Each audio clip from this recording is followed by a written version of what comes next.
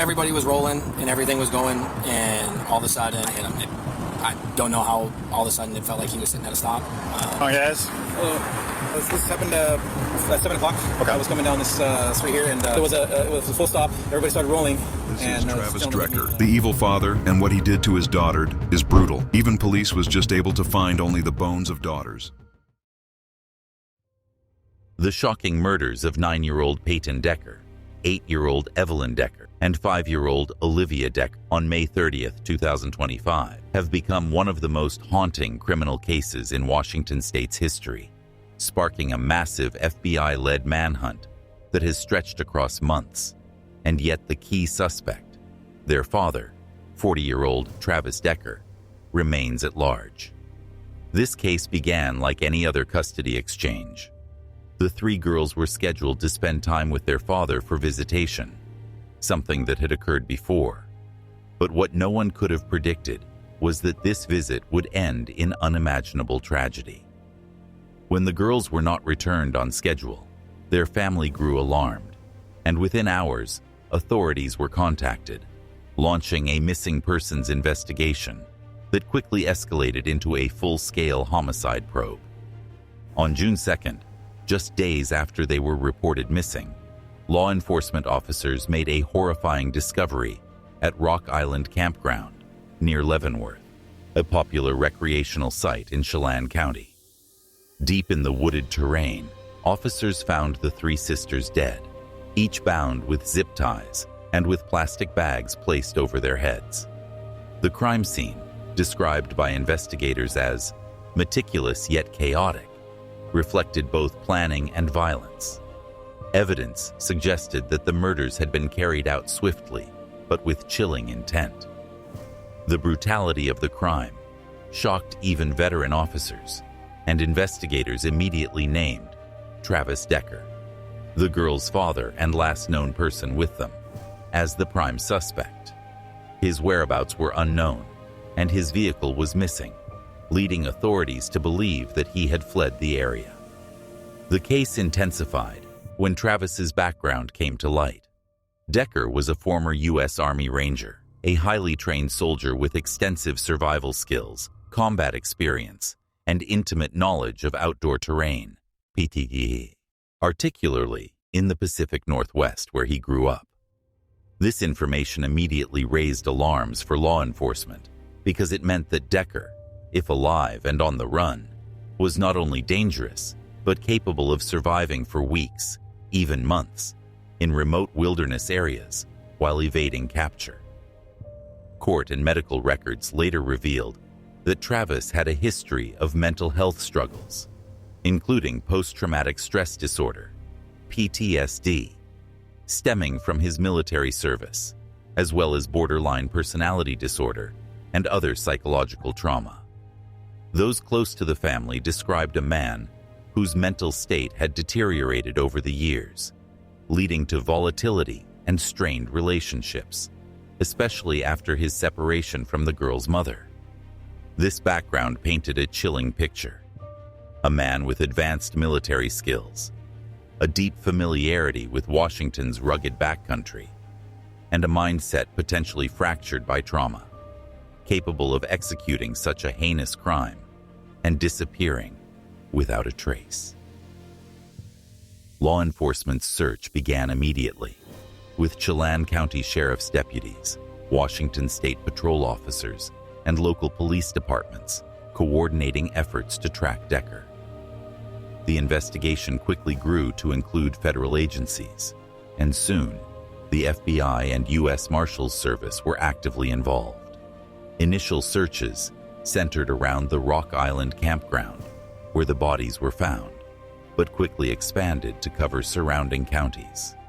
Search teams scoured forests, riverbanks, and hiking trails, while drones, helicopters, and search dogs were deployed to detect any sign of movement or trace evidence.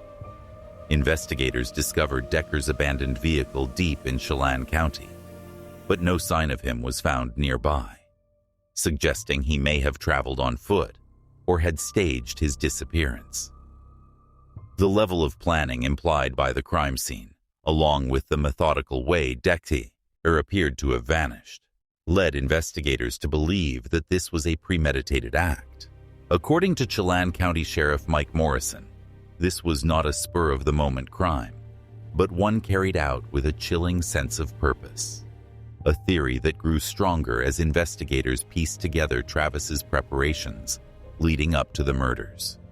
In the weeks following the discovery of the girls' bodies, the case dominated local and national headlines, sparking outrage and sorrow across the country. Candlelight vigils were held in Wenatchee, where the girls lived, and the small community rallied around their grieving mother, who had been separated from Travis and was reportedly in the midst of custody disputes at the time of the killings. The heartbreaking image of three innocent sisters, their young lives cut short, haunted both the community and investigators, tasked with finding the man responsible. Meanwhile, law enforcement faced a daunting challenge. Decker's training and familiarity with the terrain made him exceptionally hard to track. Former military personnel interviewed about the case described how an ex-ranger would know how to evade aerial detection, cover tracks, and live off the land indefinitely if properly motivated. Authorities feared that Travis could have either fled deep into the wilderness to live off-grid or potentially harmed himself after the murders, leaving searchers with a grim task of locating either a fugitive or a body hidden in thousands of acres of forest. By August 2025, months after the murders, the FBI escalated efforts with a massive 2-day grid search that covered an unprecedented 247 acres around Rock Island Campground. More than 100 personnel participated in the search, braving triple-digit temperatures to methodically document every piece of potential evidence. The area's dense vegetation, rocky outcrops, and steep terrain made the search grueling, but investigators pressed forward, determined to find any lead. During this search, they uncovered several items of interest, including bones that were sent to Central Washington University's anthropology department for analysis. While investigators initially could not determine whether the bones were human or animal, the discovery represented the most significant potential breakthrough in the case since the initial crime scene investigation. Law enforcement remains cautious, waiting for confirmation before making any announcements, but the find raised new questions. Had Travis Decker died in the wilderness, succumbing to exhaustion, exposure, or self-inflicted harm? Or were these remains unrelated, and the suspect was still alive, continuing to evade capture? Authorities have not ruled out any possibility, and Chelan County Sheriff Mike Morrison has emphasized that the investigation will continue until every possible avenue is exhausted. FBI spokesperson Amy Alexander confirmed that no search of this magnitude had previously taken place in the area, and that all findings would be meticulously mapped and analyzed for future operations. The electronic mapping of the grid search has been handed over to local and federal authorities to ensure that no location is searched twice unnecessarily, and that resources are allocated effectively in the hunt for Decker. The FBI and U.S. Marshals are treating Travis as an armed and dangerous fugitive, and a $20,000 reward has been offered for any information that leads to his arrest. This reward has prompted numerous tips from the public, though so far, none have led to his capture. Travis Decker's profile paints a disturbing portrait. Once a respected Army Ranger, now a man accused of murdering his own children in a crime that defies comprehension. Those close to him say that Travis was deeply affected by his military service, carrying invisible scars that worsened over time. Reports from those who interacted with him after his discharge describe paranoia, emotional instability, and a growing obsession with survivalism.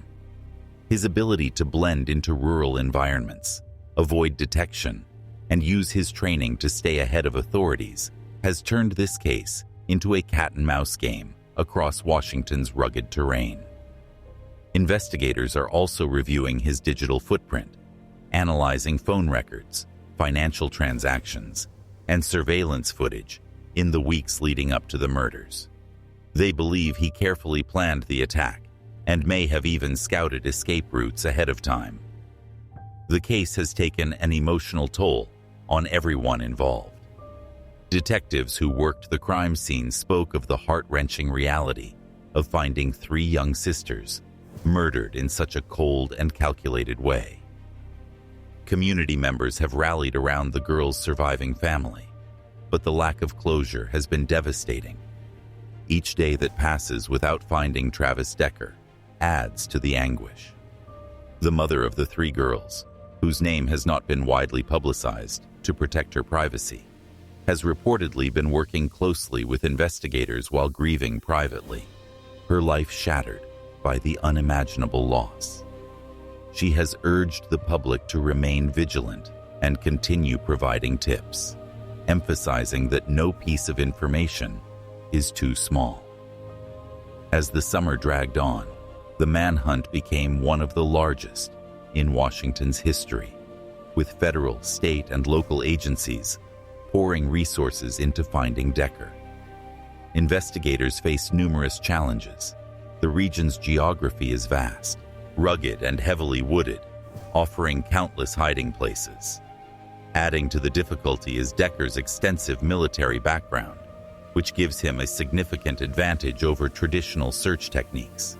Some experts believe he may have intentionally chosen Rock Island Campground for its remoteness and natural obstacles, making it an ideal location to commit the crime and disappear. Others theorize that Decker may have had help or planned caches of supplies hidden in remote areas to sustain himself. Whatever the case, this is not a typical fugitive search. This is a man with elite training, potentially armed, highly dangerous, and capable of disappearing into the wilderness for months at a time. As the investigation into the brutal murders of Payteen, Evelyn, and Olivia Decker entered its 3rd month, law enforcement intensified efforts to capture Travis Decker, whose ability to evade detection has turned this case into a chilling manhunt unlike any other in Washington state's history. While authorities refuse to speculate publicly, off-the-record sources have described Decker as one of the most difficult fugitives they have ever hunted, a man with elite military training, extensive knowledge of wilderness survival, and a psychological profile that makes him unpredictable and extremely dangerous. Federal authorities have expanded the search area beyond Chelan County, sweeping into Kittitas County and other surrounding regions, while also coordinating with agencies in neighboring states in case Decker fled Washington entirely. The U.S. Marshals Service has been brought in to lead fugitive operations, deploying specialized manhunters trained in tracking high-risk individuals. Surveillance teams are monitoring highways, rural routes, and border crossings, while helicopters equipped with thermal imaging have been dispatched to scour dense forest areas at night. Search dogs, drones, and sophisticated mapping technology have all been employed to piece together Decker's movements. But so far, there has been no confirmed sighting of him since the murders, receiving outside help, or potentially deceased in a remote location that has yet to be discovered.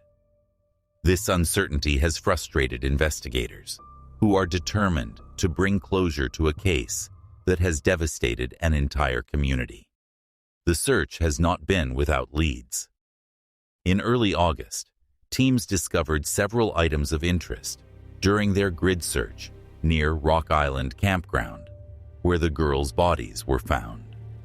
Among the discoveries were bones, initially inconclusive as to whether they belonged to a human or animal, but significant enough to warrant immediate forensic analysis. These remains were sent to the anthropology department at Central Washington University for further testing. And while authorities have not publicly confirmed their findings, the discovery added a new layer of tension to the investigation. Could these bones be Decker's? Or are they unrelated to the case entirely? If confirmed as human and linked to Decker, this could mean the fugitive who orchestrated one of Washington's most horrific crimes is already dead, leaving behind questions that may never be answered. However, until that confirmation comes, investigators are operating under the assumption that Travis is alive, armed, and actively evading capture. The FBI has doubled down on this approach, emphasizing that the manhunt is far from over, and every resource remains on the table. Agents have been seen interviewing locals in rural towns, checking cabins, and sweeping remote hiking trails in the hopes of finding even the smallest trace of Decker's movements. The scale of the search is staggering. More than 207 acres have already been meticulously combed, with each section electronically mapped to ensure no area is overlooked twice. In an effort to draw out the fugitive or gain actionable intelligence, the U.S. Marshals announced a $20,000 reward for information leading to Decker's arrest.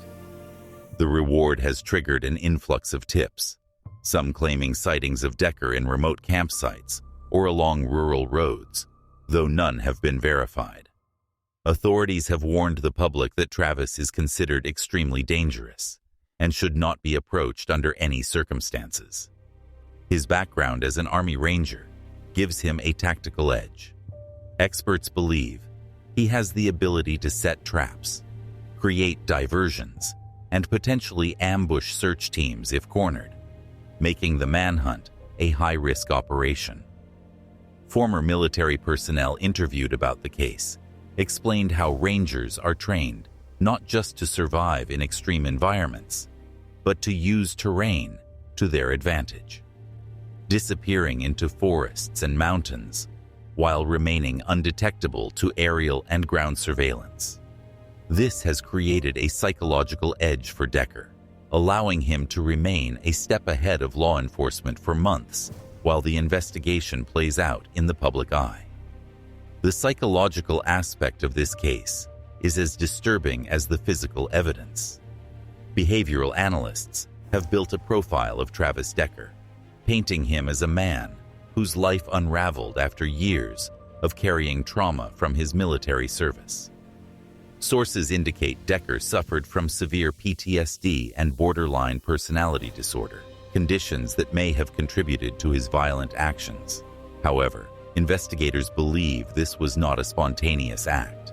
The calculated way in which the murders were carried out, zip ties, plastic bags, and the remote setting, suggests meticulous planning. Experts theorize that Decker may have been motivated by a toxic blend of anger, mental instability, and a desire to control or punish those around him.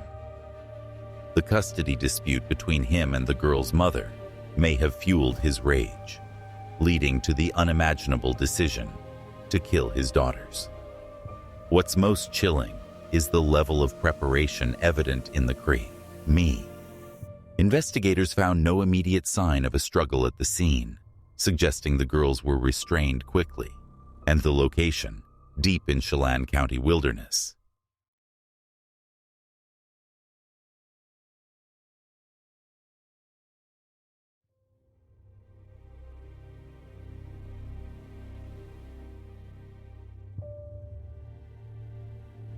Detectives believe Travis planned his escape route well in advance, possibly stashing supplies or gear in hidden locations to aid in his flight. Forensic evidence has been crucial in piecing together a timeline.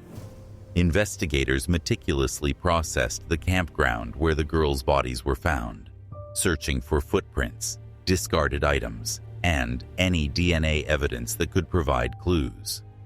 They believe Travis camped in the area before and after the murders, using his knowledge of the wilderness to buy time.